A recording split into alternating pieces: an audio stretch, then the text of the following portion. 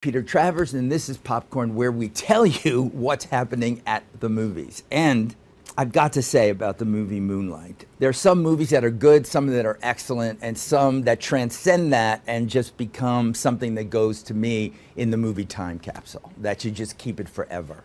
So I don't say that to intimidate my guest today just because he directed and wrote it, but I just want to say at the start of it, this was an amazing, incredible film. So, Barry Jenkins, thank you very much. Congratulations to you. Thank you, man. Much appreciate it. All right, then we're done. Yeah. Okay. You want some more popcorn? The popcorn's really good, man. Well, let me start before we get into the movie. This is not only a great movie, but a movie that has been reviewed rapturously.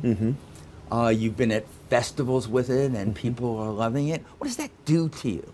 What does that do to you? You know, not much. You know, I went through this process once before at a much lower level. Medicine for Melancholy. With Medicine for Melancholy, exactly.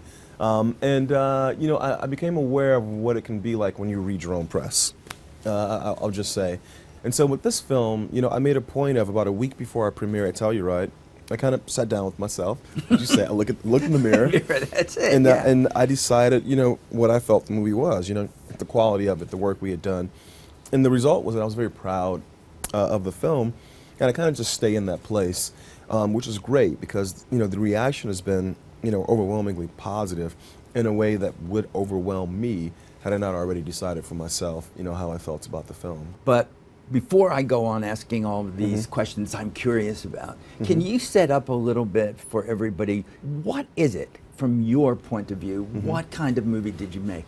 You know, it's a coming-of-age film about this kid, Chiron, growing up in this neighborhood called Liberty City, which is like the Compton or South Central of Miami. But what we do is, instead of telling this coming-of-age story in the very typical form of, like, you know, 80 beats in 100 minutes, you know, we kind of break it down into 3 chapters, these 3 vignettes from this guy's life. One when he's a child, one when he's a teenager, one when he's a young man. Instead of telling 80 beats in 100 minutes, we tell like maybe 6 beats, you know, with the most important beats, the most important events, you know, at each stage of this guy's life. And I think in doing it that way, we sort of put a magnifying glass, you know, on how the world is shaping these young men from the community that I grew up in, which is the same as the playwright Terrell McCraney. Yes, so it's based on a play by Terrell McCraney. Yeah, based on a play. You know, Terrell wrote this in 2003 when he was an undergrad at DePaul, and he was applying to Yale School of Drama long before he was a MacArthur genius. And I consider it like the starting point. You know, I don't think this was ever meant to be staged in a theater. I also think it was a young playwright who wasn't sure where this should be staged. And so when it came to me, it felt like I'd been passed a baton, and I kind of just continued it forth, you know, into the form that's ended up as the feature film Moonlight. Well, talking about personally, Miami's where you grew up. Yeah, where I was born and raised, and, you know, I never expected, you know, nothing I've done to this point has been set in Miami. You know, I've only made one short film there. It was in 2012, and it wasn't about my personal life growing up there. So when I read Terrell's piece, I saw so much of myself in it. And then, of course, the character played by Naomi Harris, this character Paula, who was our main character's mom, is addicted to crack cocaine. And both my mom and Terrell's mom were both addicted to crack cocaine. I mean, Terrell and I grew up blocks from one another, so it's quite likely that his mom and my mom used drugs together, you know, at some point. And he had done such a good job of depicting what it's like to be a child of someone who's addicted to drugs that, again, I just saw myself fully in the character. But that makes it harder to me. It has to. Yeah, it has to be painful. As great as Naomi Harris is playing the mother in this, you know, it made the writing not easier, but just more fluid because I didn't have to make a lot up. You know, I had to shape things, but I didn't have to make a lot up. I could draw from personal experience. Directing her was, yes, it was difficult. It was painful. It was like because you're saying that's not my mother. But, oh, yes, it is. Yes, it is. But yes, it is. I mean, when someone's that gifted, that skilled, and as a director, you know, separating parts of myself, I know I need to push this a bit further. It needs to advance. It needs to, you know, be heightened. And Naomi was so skilled that she could go to these places. But every time I push her, this part of me is like, don't go that far. You know, this is uncomfortable.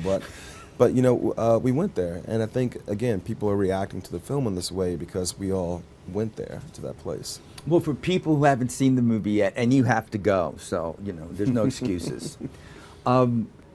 it isn't really a story basically about this relationship between this boy and his mother. It's part of it. It's part of it. And yeah. her drug addiction is part of it. But it's also him dealing with his identity. His identity as we begin to see in his teenage years, which is gay. Now, I'm sure everybody comes up to you and says, what was it like growing up gay in Miami? But you didn't, did And you? I say, I don't know. I- because I'm straight. No. Yeah. I'm a straight guy. Wow, that's just... but you started with the material. Yeah. You know, like I said, you know, Terrell, you know, sort of carried the baton to like the second leg exchange. And, you know, there's certain elements of this story that I couldn't have crafted myself, you know. I often believe that, you know, these kind of narratives need to be told from a first-person perspective. And this is one element of Chiron's identity that I can't identify with. But Terrell did such a good job of putting himself on the page that for me, I felt like if I could wed my empathy while preserving Terrell's voice, I could take authorship of the piece. And as an active ally, now it's like, no, I didn't grow up that way. However, Terrell did, and his voice is riddled throughout this piece. And so I gave myself the leeway, you know, and actually Terrell entrusted me to carry it forth. Which was really good, but you know, one of the many things I admire about it is that it shouldn't work at all. Yeah. Really. I mean, because you cast 3 different actors to play him. The wrench from the second act, the teenage years, to him being grown is like, who is this guy? It's jarring. Yes, and it happens. And so with all of that, you're taking on yourself with your second feature. Was this always in your head that you were going to do this? Always. You know, right when I first sort of figured it out, because you know, when the piece came to me, it was very different in form and shape than what ended up being the film. And the breakthrough I had was one, structural. You know, when I knew I wanted to sort of pull it apart, tell each story in turn. But then 2, when I decided, okay, you know, one of the themes in this film is how the world is shaping these young men. And I was like, you know, we call them microaggressions, but I think they're actually aggressions. And so we're going to show how these aggressions can radically alter the shape of a character. And I felt like casting a whole different actor, a different person, will very literally show that the character has changed, you know? And what we relied on was this Walter Murch theory from In the Blink of an Eye about the eyes being the window into the soul. And our casting director, Yessi Ramirez, did a great job. Our cinematographer, James Lackner, did a great job too. You know, we framed these guys in very similar ways across 3 chapters. And really, it was just about finding these 3 actors who had the same feeling in their eyes, who had the same soul, the same spirit. So you can look at Trevante Rhodes, who shows up in the 3rd story, and it's just physically, just like, I mean, it's like he's literally put on a whole coat of armor, you know, like the suit of muscles and this, you know, in these platinum grills. Yet you look in his eyes and you can still see Ashton Sanders, you can still see Alex Hibbert, the 2 actors. You see that child. You see that child, you know? Seeing that child in the eyes of this man is what's incredibly moving. Yeah. We all put on armor in some way, but he's putting on armor in amazing ways. Exactly. It's just, and he's called many things in the you know, not just by one name. Yeah. He's called Little, he's called Black, he's called this. What of that was your direct experience of growing up? I had many, many nicknames. I don't think any of them were as pointed as the nicknames, you know, that the world is projecting onto Chiron. Do you remember any? Yeah, you know, I mean, my nicknames were silly though. I was called Old Man, you know, because I was a very quiet, withdrawn kind of kid. I had ashy knees, so I was called Knees, you know, which is why, you know, one of my favorite moments in the film is when they're picking on Chiron and they take his pants and they shake him because he's got the skinny jeans, you know. Back at a time when skinny jeans were not popular, but yeah, you know, I think what we're talking about is this element of bullying, and I can't say that I was ever literally bullied, but I know what it meant, what it felt like to be picked on. You know, I think Terrell was much more pointedly bullied, and again, I wanted to preserve his voice and try to get that aspect of the film right. Well, he's terribly bullied, but he has, and here is another, I mean, in a film of incredible performances, there's a character who's a drug dealer. Mahershala Ali plays with so brilliantly. A drug dealer who's actually possibly selling drugs to the mother. And it's an incredible scene to hear him say, "You sell drugs," and yet he's mentoring him. Mm-hmm. Did you have any kind of mentor character like that? So I did not, but Terrell did. So the whole piece began with Terrell's recollection of this friendship, this mentorship that he had with this local drug dealer in our neighborhood. You know, this guy who kind of took him under his wings and protected him. You know, it's why it's interesting. There's been this conversation about how the character played by Mahershala Ali, this character Juan, is not a stereotype. And it's like, no, of course he's not. You know, he was an actual person, you know, who the playwright knew. Mm-hmm. You know, and so he's drawn from real people and real events, you know, and real emotions. I think when you're working from the inside out, it's kind of impossible to create a stereotype because you're actually creating a flesh and blood person. You know, the same thing with the character Paula. So no, I didn't have that personal experience, but the whole piece begins. You know, it's a foundational character, and it's why his presence is always felt, because I think his presence was the starting point, you know, for the whole piece. What we hear when a movie comes from such a specific place, that we're always told as a compliment, I think, but to me it doesn't really ring that way, that it's really universal. We've all gone through this experience. Well, to me, what I see in art or in any way, it comes out of something specific, and me seeing something I didn't see before. How do you approach it? Do you approach it as I'm dealing with universal themes here? No. I mean, this film, I tried to make it for an audience of two. You know, myself and the playwright, Terrell McCraney. You know, I was just trying to have fidelity to my story and his story, my experience and his experience, and the experience of, you know, for him, Juan, you know, for me, Paula, and Chiron. And as you said, just trying to drill down and get that right, you know? Because I think if you create something that's distinct and unique, you know, you'll get a genuine, a visceral reaction out of the person receiving it. You know, and what I've found is, it's not that the movie and its specificity, it's relatable to everyone. That's not what I found. What I found is, because Terrell and I are two guys from a certain block, in a certain neighborhood, in a certain era, and our mom went through a certain ordeal, somebody as far as like Boise, Idaho goes, my neighborhood's nothing like Miami, and yet I went through this thing, you know, on this corner with my uncle and my mom. You know, you can drill it down to your feet. You know, it starts at our feet, and you can see how that relates to your feet. You know, not everyone else's. You know, it becomes about the person receiving the work, and when they see the person who created it really put themselves into it, it gives them the freedom to sort of put themselves into it also. So that's been my experience. Well, that's a good. But in your experience, is it difficult for you to keep watching this movie with an audience? Oh man, because I've only done it. I've only done it in full once. I didn't watch it at Telluride. I sat through it in Toronto. I sat through like 80% of it. I kept finding reasons to go to the bathroom. You know, a part of it is because the movie is so personal, and the actors do such an amazing job. There are just certain things where I'm not watching a movie. You know, I'm watching elements of my life. You know, I'm watching elements of Terrell's life. And most of those things, you know, we think of in our heads when we're alone. You know, you're on the subway, you have this memory, you see something that causes a flashback. You're not sharing that with everyone around you. In a theater, everyone is sitting there watching your memory. All these strangers. Exactly, all these strangers. Now, and this beautiful thing happens, you know, at least it happened in the screening in Toronto, which was very emotional. I could feel people feeling the things that I was feeling. You know, it's almost like it was extremely vulnerable, which is what it should be. But as somebody who's seen this movie hundreds of times, I've had enough. With you and your crew. But when you do, even now, if you see it again for some other reason that's there, is there one moment in this movie that is the hardest for you to watch because it hits you so personally? Yeah, you know, the hardest moment for me, a split answer, is in the second story when Chiron comes home and Paul is asking about the money, you know, but that's difficult because Naomi does such a great job, you know. It's just, I think it would be a hard thing to watch, even if I wasn't related to the character, even if she wasn't playing my mom.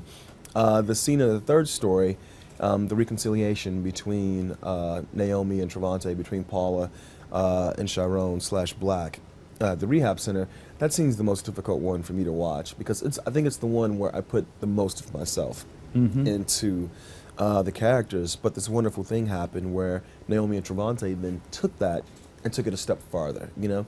And so they're enacting things that I maybe wish had happened, you know, or things that I wish I remembered better or that I wish had gone better. And so that scene in particular is the most difficult to watch. Well, it's wrenching. It's wrenching, Yeah. but and it's weird because it's not bombastic, but it's very, very true, and it's very, very raw. Has your mother seen this movie? She is not, but Didn't she have casting approval? no, she did not have She casting didn't. approval. That would have been tricky. Be like, I need Julia Roberts to play me. Me. You know, it's like, no, that's not going to work. No, she hasn't seen it. My sister has seen it, who's like my best friend. And the highest compliment anybody could give on this film was she came out of theater. She was like, Naomi Harris crushed that. This is my sister, so she knows exactly who my mom is. My mom is working her way up to watching the film. I will say she probably will watch this interview because she's been watching all of this stuff. But she has to come at it at her own pace. It's one thing for me to create the story, and for Naomi to give life to the character. But I think it's not upon me, to force my mom to sit through it. No, At none some of us point- can force our moms to do anything. Yeah, exactly. But I think she's getting ready. She's getting close to sitting down and watch it. Well, you're at this point now where everything is award season. I don't know how you're dealing with it. Maybe you're in denial about it. Probably, yeah. About something, but it happens. How did you react last year about Oscar So White? How did you, as a black man, say, Yeah. what is this? It was interesting. I did realize, because at the time I had a movie that was in post-production. I was like, oh, okay, this is interesting, and then I looked around and I realized there were actually a lot of movies that were in either production or post-production that were going to slip into the slipstream of the reaction to Oscar So White. And when you drill down into it, what you realize is these movies kind of aren't a reaction. They're being framed as a reaction or a response, but my movie began 3.5 years ago. Yeah, A movie like Fences began 6-7 years ago. Queen of Katwe, Jeff Nichols' Loving. I mean, there's just so many of these films. And what I think about it is all these films arose from, probably the same impulse, which was, here's a story that hasn't been told or a voice that isn't being heard. The making of these films is a response to the lack, not the outcry, or the incident that pushed it into the public consciousness. I'm just glad that this year, we have so many films, really strong films and very diverse films. And it's interesting, we talk about diversity as being, now we have these films made by people of color or about people of color. But even within those films, the films themselves are very distinct. Fences and Moonlight are nothing alike. Yet there's room for both of them. Same thing with Loving and Queen of Katwe. So it just feels good to be at this place where we can talk about this, the response to Oscar So White. But what we should be talking about is, oh my God, all these films are here, and they're all just these very, very distinct, unique voices with this whole tapestry, of human experience. Well, it's a good feeling and a good time. No, you hope really- it doesn't go away. You hope that'll be the test. You hope it Yeah. doesn't. You hope that next year will be the same thing. And I will say, just as far as this year goes, I'm really proud to be a part of this. When you were growing up, what movies were the ones that hit you? Growing up, I didn't really watch a lot of movies. I remember watching Die Hard every Christmas. See, and that's really it. loving See, that people, Die Hard. Yeah. That is what you see. Hey, John McTiernan, amazing filmmaker. That's it, okay. I remember watching Die Hard, and then, like every kid, I watched Toy Story probably a million times when that came out. But when I was in film school, I fell into a lot of foreign films. I was really loved the French New Wave and the Asian New Wave. Breathless by Godard was one of the first films I remember being struck by.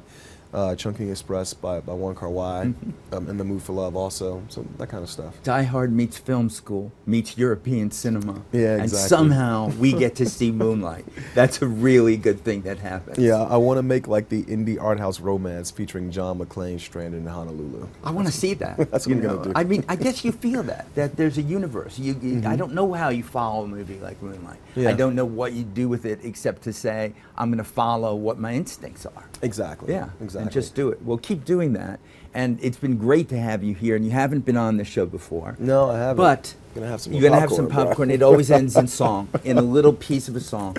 So get ready, Barry. There has to be something that was always in your head in Miami growing up. What were you listening to, and what can you give us a little piece of? I was listening to a lot of soul music. My brother would go to the flea market. This is back when you didn't have CDs or mixtapes, and these guys would take vinyls and they would record them to cassette, and they would make these mixes of all these old soul songs. And I think it's why in that third chapter, when the character walks into that diner, it flips from orchestral score, flips from hip hop. Now it's all these oldie golds. We call them oldie goldies. Oldie goldies. All these soul songs, you know. And this song by Barbara Lewis called "Hello Stranger." It's very important in the film. It was very important in the script. And I just listened to it, and it reminds me both of my childhood and my present. Can you give me a little piece of it? Can I sing it? Yes. You don't have to be, everybody on this show, they're not singers. They just give me a little touch of whatever. I can say the lyrics. It just goes, it seems like a mighty long time. Shubop, shubop, shubop. Everybody do it. Shubop. You know, it's more melodic than that. Yeah. But I love the line she says, please don't leave me like you did before because I still love you so, although it seems like a mighty long time. It's just such a beautiful song, very simple. And you know, it's from that era when people did multiple recordings of the same track, different singers, but her version is just like, you can feel it, you know? You can feel it. Right in there. Yeah. Well, that's just what Moonlight is. So, Barry, thank you so very much for being here. Appreciate it. You can't have any more popcorn Thank you now for that popcorn. the show's over, though. That's just the way it is. Who popped this?